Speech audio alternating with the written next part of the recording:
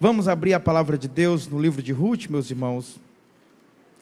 Nós estamos ouvindo tanto sobre Ruth, e eu confesso que essa foi a minha luta com Deus.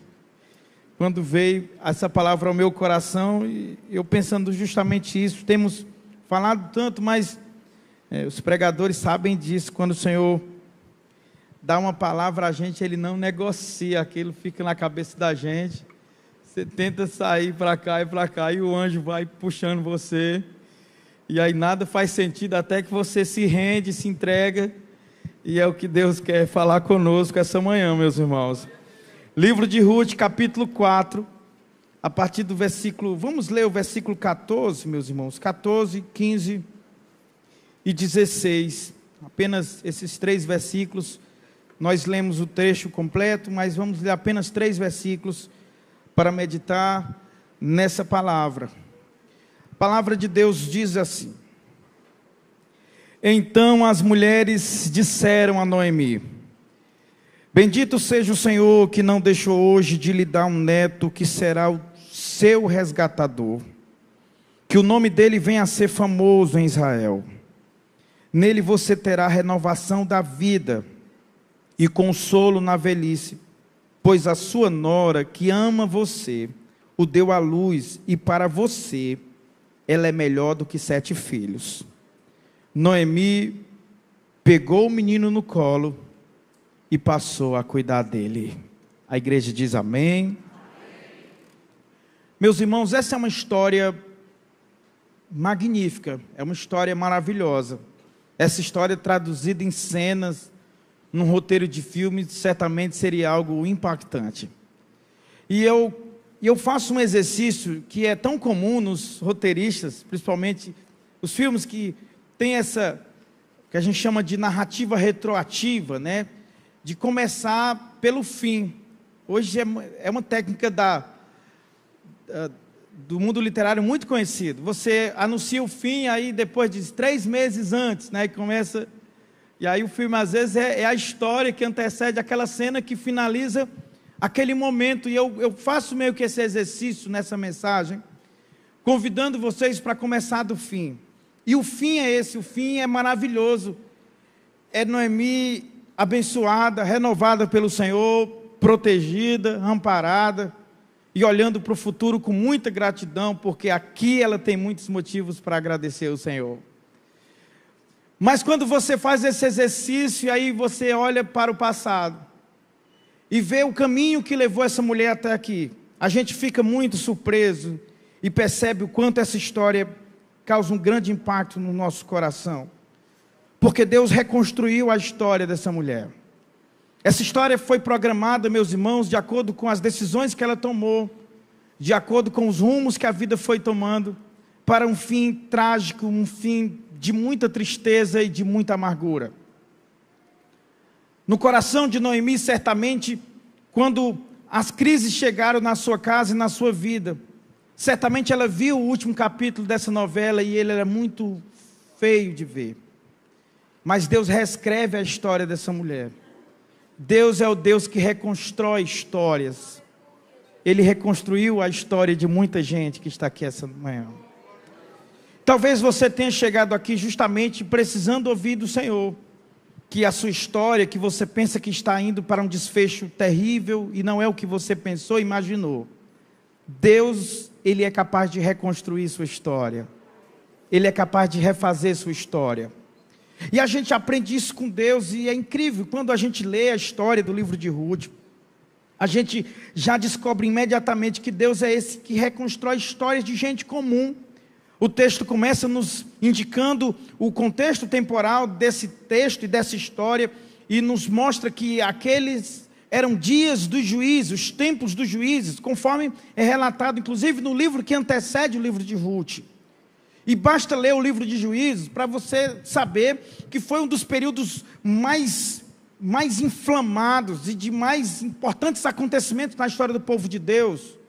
O livro de Juízes é o livro de guerras civis, de períodos de escravidão, de batalhas sangrentas, de grandes heróis, homens, mulheres de Deus levantados em tempos de crise. O livro de Juízes são tempos de fome, são tempos em que todo dia tem manchete no jornal. Não é aquele período do ano que você percebe que a imprensa está procurando uma notícia para chamar a atenção, porque está tudo tão tranquilo, está tudo tão linear. Não, o livro de Juízes é um livro que claramente teria uma cena para assustar e para surpreender a cada dia de um hebreu. Mas no meio dessa imagem de tantos acontecimentos, de tantas fatalidades, de tantos heróis e heroínas, a gente enxerga agora as lentes do Senhor se voltando e eclipsando e dando destaque à vida comum de uma família aparentemente comum, ordinária, como tantas outras daquele contexto. E aqui talvez a gente possa começar a se identificar, porque muitas vezes as nossas histórias comuns, carregadas de coisas normais, não somos heróis, não temos destaque, não somos os mais vistos no bairro que nós moramos, e às vezes nem na nossa própria família. E às vezes tudo isso pode trazer em nós a sensação de que a gente talvez não tenha tanto valor assim. De que talvez quando Deus se apiedar e tiver misericórdia de alguém, Ele terá de alguém talvez mais importante que a gente, que possa dar e frutificar mais para o reino de Deus do que nós somos capazes de frutificar. A história de Noemi é a história comum de uma família comum, que é reconstruída pelo Senhor, porque Deus se importa com você, Deus se importa com a sua família. Deus é capaz de reconstruir, gente, uma história quando nós julgamos ter chegado ao fim e não temos nada a esperar do futuro. A gente pensa que esbarrou no muro e aquele é o ponto final da história. Deus é aquele que diz: eu construo uma história nova. Eu vou reescrever o final dessa cena. Esse último capítulo não será assim, de morte, de tristeza, de separação, de dor. Eu vou reescrever um novo final. E eu tenho um novo final para você. Deus é capaz de reconstruir nossas histórias por caminhos inusitados. Faz trajetos que a gente não espera. Usa pessoas inesperadas. Ele faz isso com Noemi e com a sua família. Deus é capaz de reconstruir nossas histórias apesar das nossas precipitações e erros. E aqui eu quero colocar o meu coração para meditar um pouquinho com os irmãos nesta manhã. De como Deus nos reconstrói, de como Deus reconstrói nossa casa, nossa vida, mesmo nós sabendo que o que vivemos agora e o que estamos passando é muito em função do que nós fizemos. É muito em razão das decisões que nós tomamos, é muito em razão dos caminhos que nós optamos.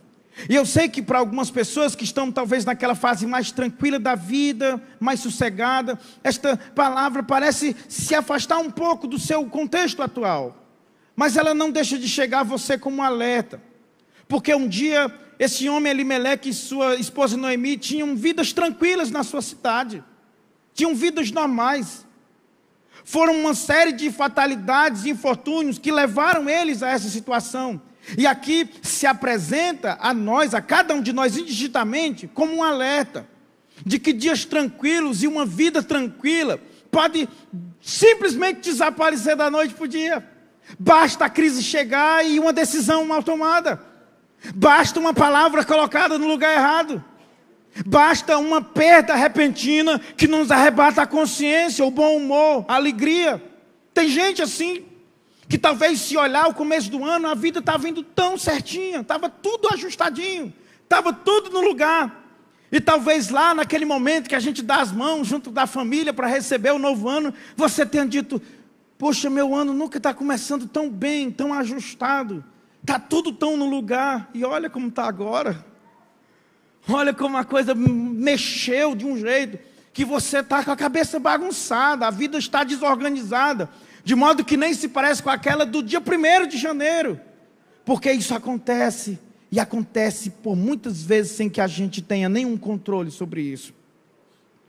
Quando a gente lê o livro de Ruth, lê o último capítulo, parece que nós estamos sendo apresentados a uma subida que vai chegando a um fim glorioso, a um ponto culminante de um fim desejado e sonhado por qualquer pessoa. E se a gente lê apenas o último capítulo, a gente não percebe que o primeiro capítulo é uma descida. É uma descida que chega, meus irmãos, na mais profunda tristeza e desespero. E a minha A inspiração de Deus para a minha vida esta manhã é trazer uma palavra sobre como a gente lida com essa crise e com essa realidade da experiência do mergulho.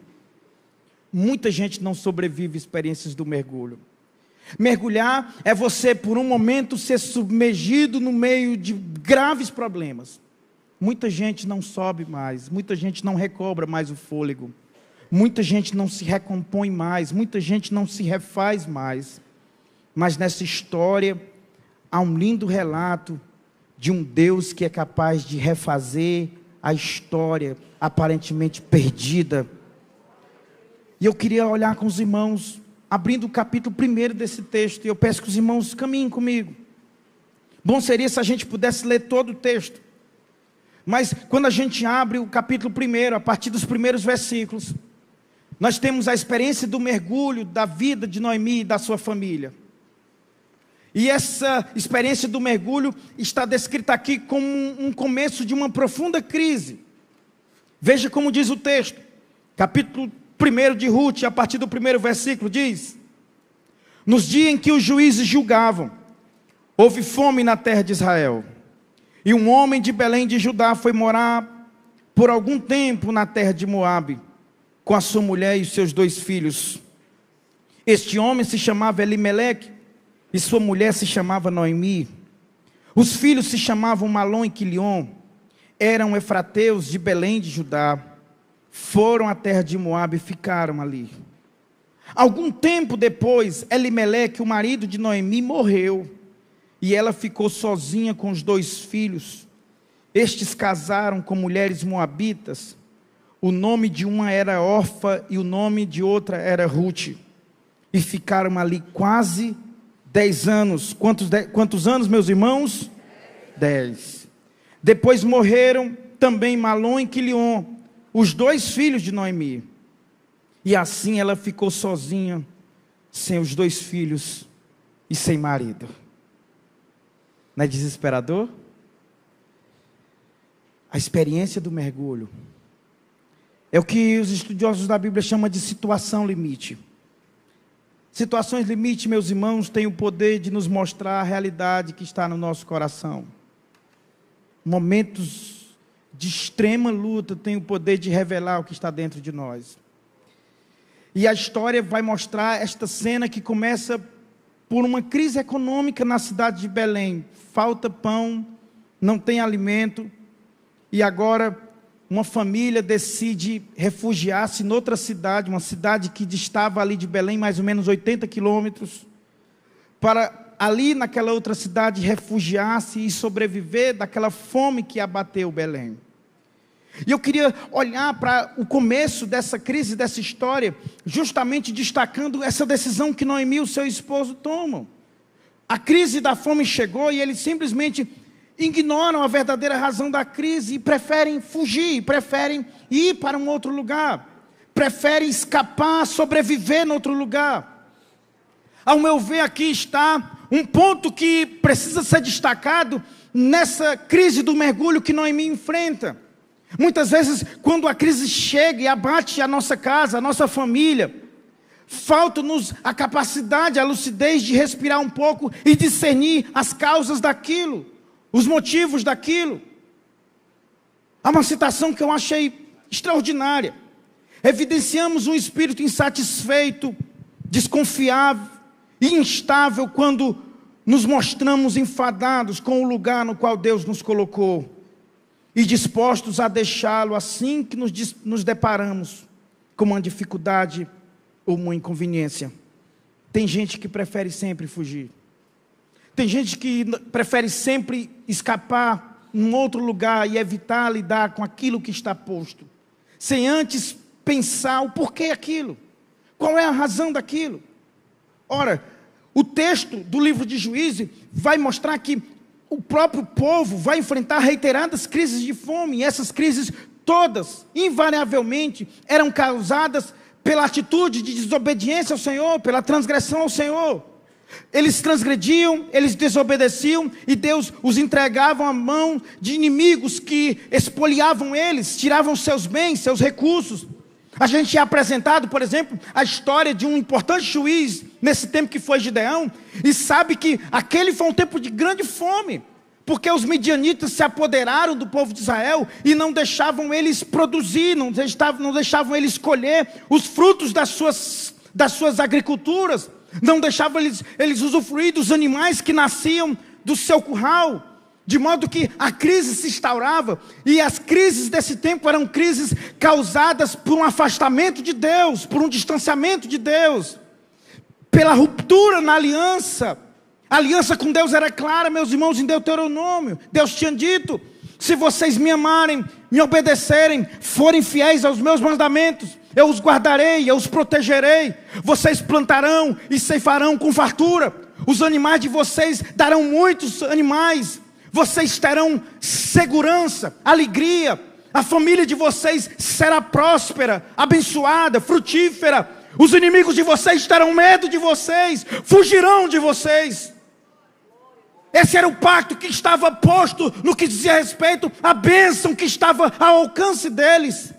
Mas tinha também maldição, e Deus diz: porém, no entanto, se vocês me desobedecerem, se vocês virarem as costas para a minha lei, se vocês me desonrarem, vocês plantarão e não colherão, os animais de vocês não procriarão, os inimigos de vocês serão terror para vocês, vocês não terão paz e nem sossego nenhum dia.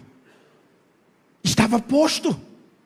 E é interessante que Deus termina esse grande discurso na boca de Moisés dizendo: eu tenho colocado diante de vocês a vida e a morte, a bênção e a maldição, escolham, decidam. Portanto, ao optar pelo caminho que se distancia de Deus, o fruto e o resultado e as consequências disso, era isso que o texto de Ruth nos descreve no primeiro versículo. Mas Noemi, ao não discernir isso com seu marido, eles preferem fugir, e eles, ao fugirem, eles cometem alguns erros que normalmente nós cometemos quando nós ignoramos as verdadeiras razões da crise que está na nossa casa. Quais são esses erros? Primeiro, eles submetem a vida a uma percepção natural das coisas. A gente pensa que é números, a gente pensa que é só porque está comprando demais, a gente pensa que é só porque o salário não é suficiente, basta uma promoção, um salário maior e resolve. A gente pensa que são os vizinhos, perceba, a gente pensa que é o lugar que a gente mora, as pessoas que nos cercam, a gente pensa que é o trabalho, o ambiente tóxico lá, e basta mudar de empresa que tudo muda, e você muda e percebe que está lá te seguindo as mesmas crises, os mesmos problemas. Às vezes nos falta a capacidade de ver a realidade espiritual que interfere e muitas vezes influencia aquela realidade de crise na nossa casa. Elimeleque e Noemi não têm capacidade de discernir isso. Para eles tudo está relacionado a um plano puramente material, econômico, humano. É por isso que na cabeça deles talvez fosse melhor estar nos campos verdejantes e sem o bom pastor, do que no vale da sombra da morte com o bom pastor. E tem gente que escolhe isso. Essa, por exemplo, foi a escolha de Ló. Quando seus pastores brigam com os pastores de Abraão, Abraão olha para a imensidão daquela terra. De um lado tinha pastos verdejantes, campinas belíssimas. De um lado, do outro lado, uma terra árida, que caminha para terras desertas, infrutíferas. E Abraão está tranquilo, olhando adiante de si. E ele diz: Ló, está aí, escolha. Escolha se você quiser ir para cá, para essa região fértil, de pastos verdejantes, a colina, as montanhas, essa paisagem maravilhosa de quadro da sala, pode ir. Se você quiser por essas terras áridas e desertas, vá, escolha. Depois que você escolher, eu vou para o lado que foi preterido. O Ló olha e vê as campinas de Sodoma e diz: é para lá que eu vou. E vai, e se deu mal. Abraão vai em direção a Canaã e prospera e se torna o homem mais rico daquele tempo. Às vezes os nossos critérios estão condicionados a uma percepção humana, carnal, material.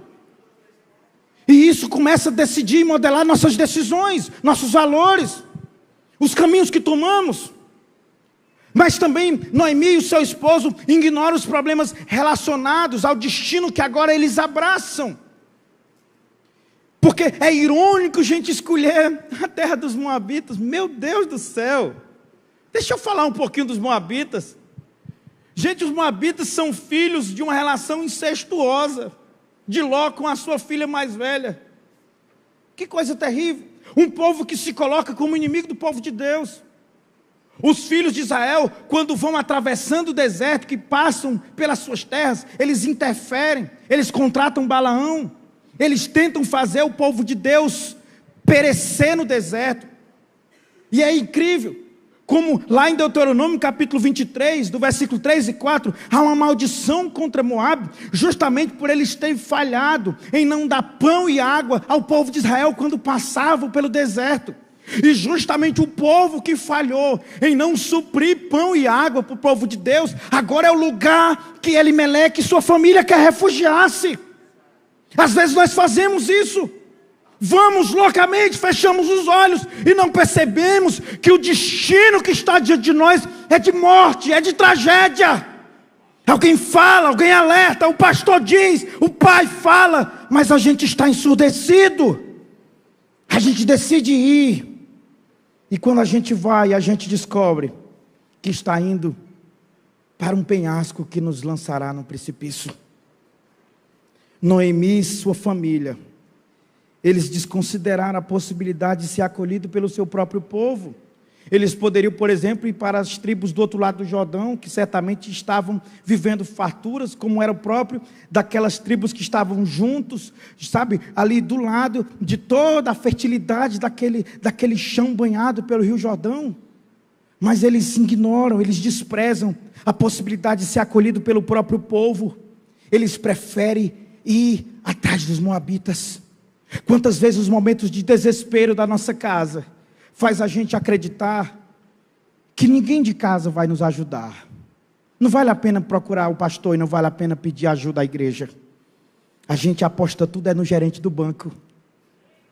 A gente aposta tudo é no plano de previdência privada que a gente tem e nos fundos que a gente reservou. A gente aposta tudo nos nossos investimentos. Nós preferimos às vezes a direção de um vizinho ímpio, que não ama a Deus, não teme a Deus. Nós preferimos às vezes ser guiado por um coach, por um guru, por um youtuber. Nós buscamos a ajuda de todo mundo, menos de quem de fato poderia nos guiar e nos ajudar. Noemi e sua família, eles subestimam o problema da distância do seu povo e da sua religião. Diferente de hoje, nossa adoração não está ligada a um lugar específico, meus irmãos, mas naquele tempo era importante estar perto do povo de Deus, na terra prometida, para ter acesso ao sistema sacrificial, estar perto do ministério sacerdotal. Não havia adoração ao Deus dos céus em Moabe. Tem gente assim, que não tem e não leva em conta critérios espirituais para mudar, para tomar decisões. Vai mudar de cidade, não está nem aí se lá tem igreja, não está nem aí se lá tem um pastor para cuidar de si. Sempre que um jovem chega aqui para a gente pedindo carta de mudança, é a primeira coisa que eu pergunto: você já verificou sobre igreja? Quem é que vai lhe pastorear lá? Porque a pessoa provisiona tudo. A pessoa provisiona a melhor casa, a melhor localização, vai estar no melhor emprego, no melhor salário, se certifica dos melhores vizinhos, a rua mais segura, mas não se certifica de saber se lá terá um pastor para cuidar dela, de uma igreja para ela congregar, de irmãos na fé, para celebrar a comunhão, para fortalecê-la, para encorajá-la, para ajudá-la no seu desenvolvimento discipular. E quando não percebe, meus irmãos, está desviado, frio, desanimado, porque não valoriza isso. Numa escala de importância está lá no final, lá embaixo. Depois de fazer tudo é que eu vou visitar e descobrir aonde eu fico. Noemi e sua família se deixam guiar pela satisfação momentânea, meus irmãos. Quando nós escolhemos gratificação imediata ao invés de um caminho de fidelidade ao Senhor, nós estamos dizendo que nossa liberdade e felicidade são mais importantes que Deus e não são mais importantes que Deus. Nós estamos seguindo a velha sugestão da serpente a de que Deus não tem em vista nossos interesses. Sabe qual é a ironia, meus irmãos? A ironia é que a verdadeira vida em abundância, ela está em nos prender a Jesus, não na suposta liberdade fora de casa, como o filho pródigo desejou. Às vezes a gente faz isso, a gente quer satisfação imediata, e em função disso, a gente vende a alma. Ficar longe do contato com o povo de Deus, meus irmãos, é muito perigoso para a nossa alma. O costume de estar longe vai ficando forte, sabe? Aquele tempinho que você vai deixando de ir à igreja aos domingos para estudar para o concurso, vai se tornando um costume. Você vai, não, mas a prova está chegando, eu não posso ir hoje, eu não posso ir na próxima semana, tem reunião do GV, não posso, tem um culto de domingo de manhã, não posso, eu estou aqui quebrando cabeça, 2 semanas, 3 semanas, sabe o que acontece? Você fica frio, você fica desanimado, o culto já não passa a ter nenhuma importância para você. O problema é que você pensa que esse teu emprego te sustenta, você pensa que essa carreira te mantém de pé, garante o teu futuro. Não se iluda, se Deus não cuidar de você, não há emprego que dê jeito. Abre os teus olhos, meu irmão, para de ser iludido. Você acha que essa promoção resolve teus problemas? Se Deus não cuidar de você, você fica sem nada, e fica sem nada recebendo muito, porque a ironia às vezes é isso. Você tem salário capaz de ter uma vida luxuosa, mas no dia a dia, sabe, vai se definhando, e é como se fosse um saco furado, cai, despedaça, e você no mês percebe liso, desesperado, para onde foi o dinheiro? Só para as despesas inesperadas. Porque a crise aqui está nesse ponto. Você recebe muito, mas acontece tanta coisa inesperada que você não consegue juntar nada. É uma doença, é uma crise, é uma situação, é o carro que bate, é uma... Gente, não para problema. E aí você achava que tinha que enfiar a cabeça nisso aí para resolver. Aí você descobre que se Deus não te socorrer, você vai morrer. Gratificação momentânea, viver só em função daquilo. Esse é o erro de Noemi e do seu esposo Elimeleque. E aí quando eles menos percebem, na casa de Moabe, se refugiando junto com Moabita, talvez sendo humilhado ali. Gente, é um refugiado na terra de inimigos, não tem bem-querer, não tem acolhimento, estão ali. E aí quando tudo parece o pior possível, o pior ainda aconteceria. Aquela família parte de casa, Elimeleque segurando a mão da sua esposa, junto dos seus filhos, deixando riquezas para trás, porque o texto sugere que não eram pessoas sem condições.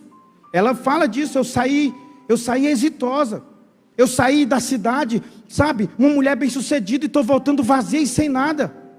Não é gente desprovida, meus irmãos, sem ele nem beira, é gente que tem ainda um mínimo de condição de talvez esperar um pouco mais, ficar um pouco mais, avaliar um pouco mais, orar um pouco mais, mas prefere ir, prefere ser tomado pelo impulso e ir.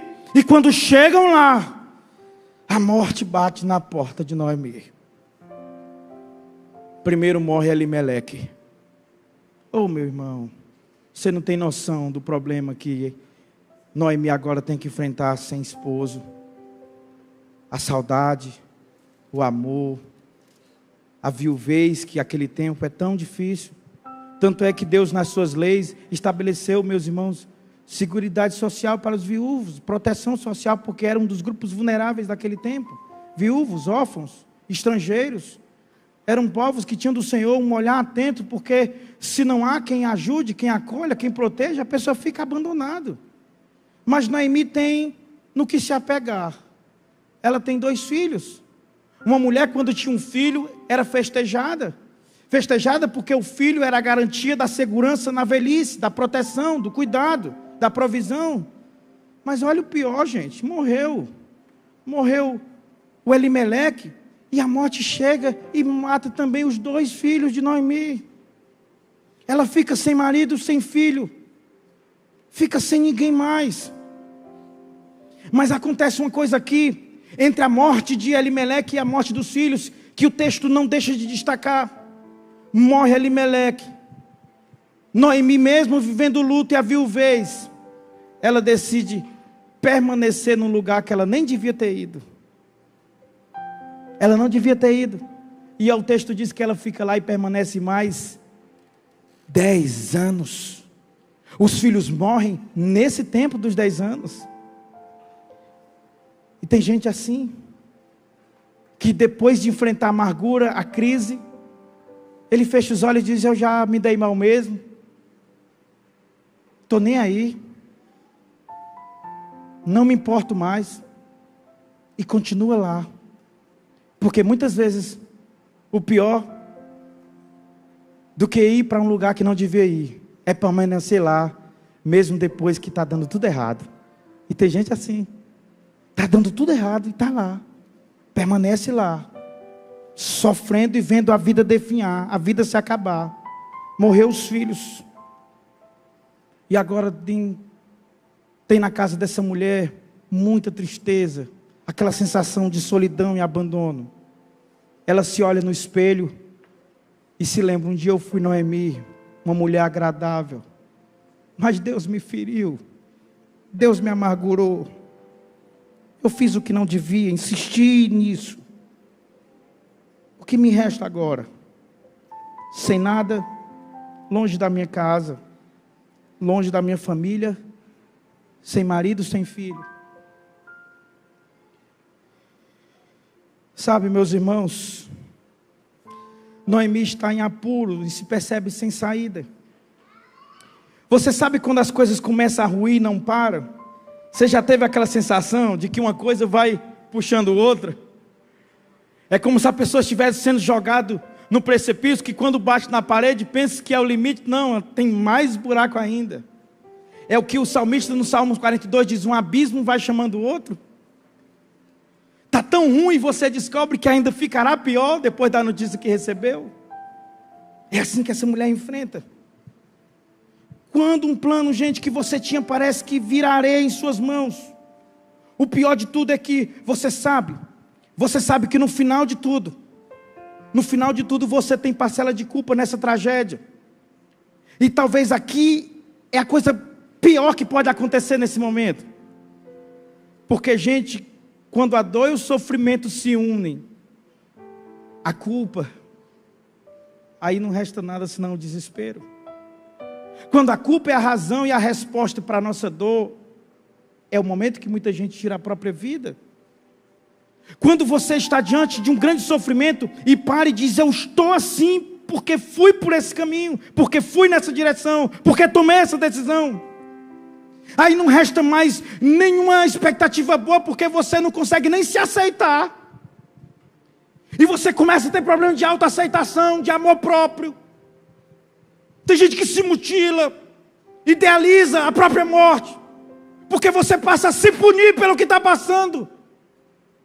Você passa a exigir de você a conta da sua própria dor, a conta do seu próprio sofrimento. Ah, meus irmãos, esse é o fim do poço. Esse é um mergulho na mais profundeza da dor e do desespero. Mas a grande e maravilhosa notícia é que surge uma esperança. Surge uma luz nos chamando para fora. Surge uma luz nos chamando para viver uma vida nova e um dia novo. Chegam boas notícias de Belém. Noemi, Belém está em fartura. Deus visitou o seu povo. Siga para lá. O problema é que às vezes as dores e as feridas do passado, elas nos prendem no tempo. E isso às vezes impede a gente de ver que a cena não é a mesma de antes. Tem gente assim.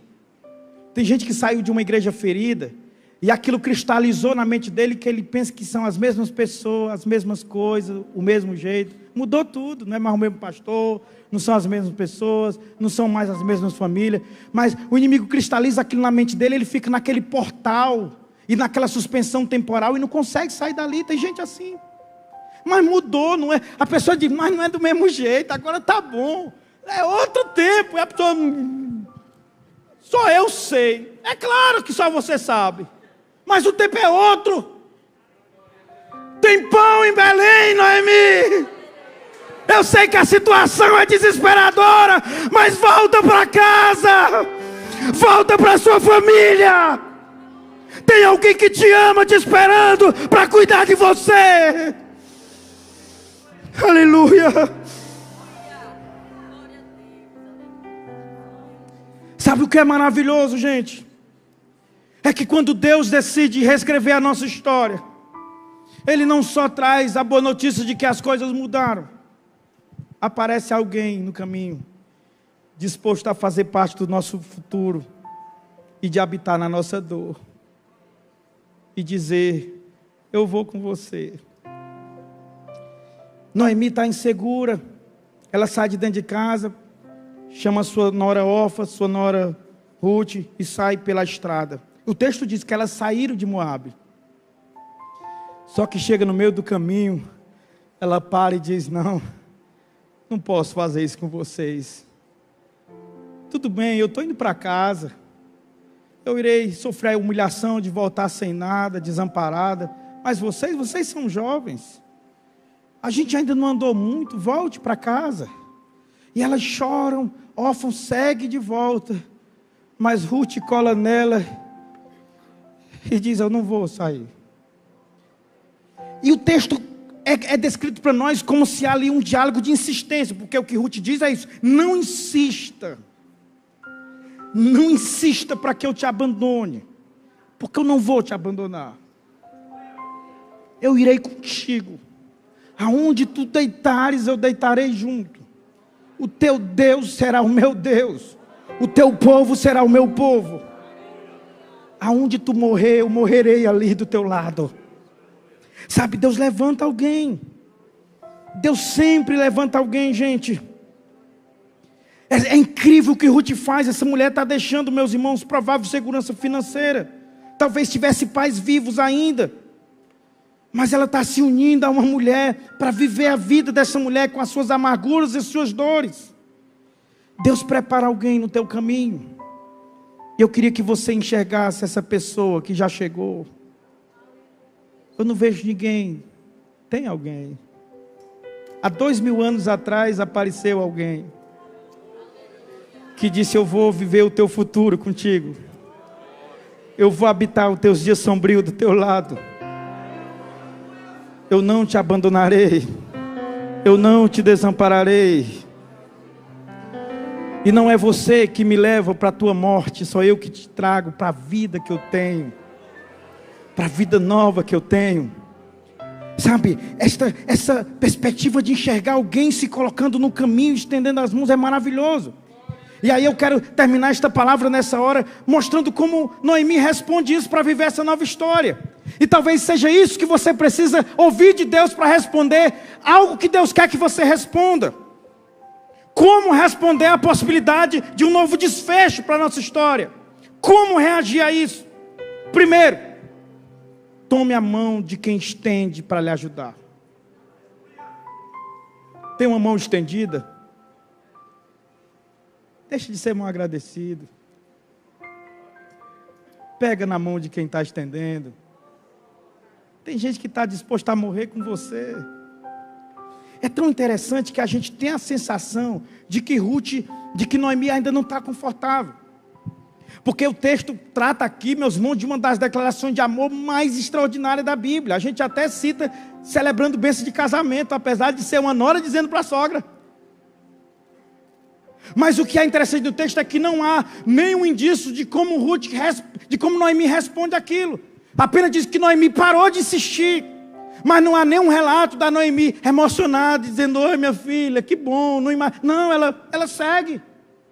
E tanto segue, sem se importar muito com aquilo, que quando ela chega na cidade, que as senhoras vendo ela chegando, disseram, não é Noemi, a mulher agradável que partiu daqui com a sua família, mesmo trazendo uma nora do lado, disposta a morrer por ela, ela diz, não me chame Noemi, me chame Mara, eu sou uma mulher amargurada. Tem gente assim, a ajuda chegou e ainda está amargurado, reclamando, não valoriza. O bote salva-vida já passou para a pessoa entrar, escapar, e ele está lá, se acabando de tristeza. Não, alguém estendeu a mão, pega a mão. Chegou a corda em você, meu irmão, você não está podendo subir, pega nessa corda. Sai das profundezas dessa tristeza. Chegou o socorro, corra para esse socorro.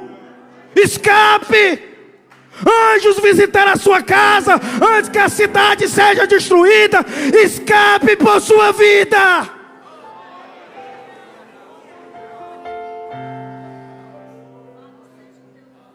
A gente às vezes se nega, mas há uma segunda coisa que Noemi faz: ela volta ao seu lugar de origem. Ela decide voltar. É difícil voltar às vezes, gente, porque voltar às vezes é enfrentar o medo, é enfrentar o orgulho, é enfrentar a vergonha, é enfrentar a descrença. Ela volta para casa.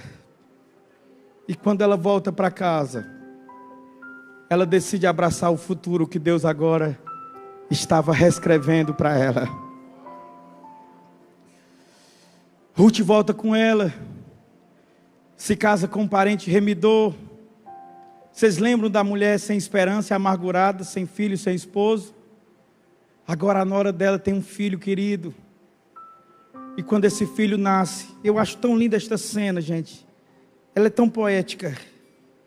Ruth, com o filho nos braços, vai até Noemi, estende aquele filhinho e diz: tome, esse filho é seu.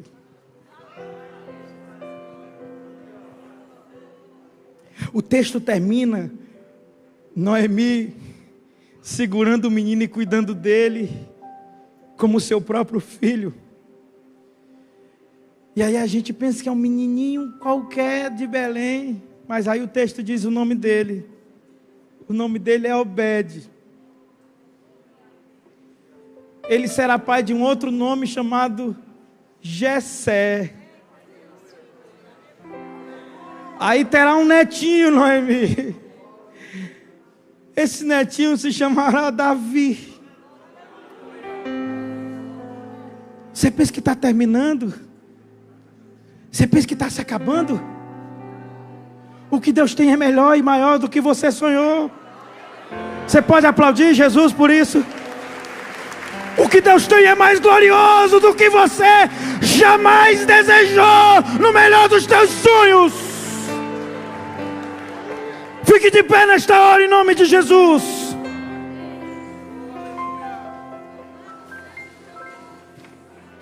Por favor, feche os seus olhos, toda a igreja. Porque eu quero convidar alguém aqui que precisa ter o final da sua história reescrito e um novo desfecho para a sua jornada. E eu quero dizer que você pode vir aqui à frente agora. Você pode vir receber esta vida nova do Senhor. Saia do seu lugar. Você que quer receber perdão nesta manhã. Você que quer receber restauração esta manhã. Venha, venha, venha, venha. Talvez você esteja dizendo: pastor, deu tudo errado para mim até agora. Por que eu vou acreditar, pastor, que agora é diferente? Porque quem estende as mãos pode fazer tudo diferente. Quem estende as mãos pode fazer tudo diferente.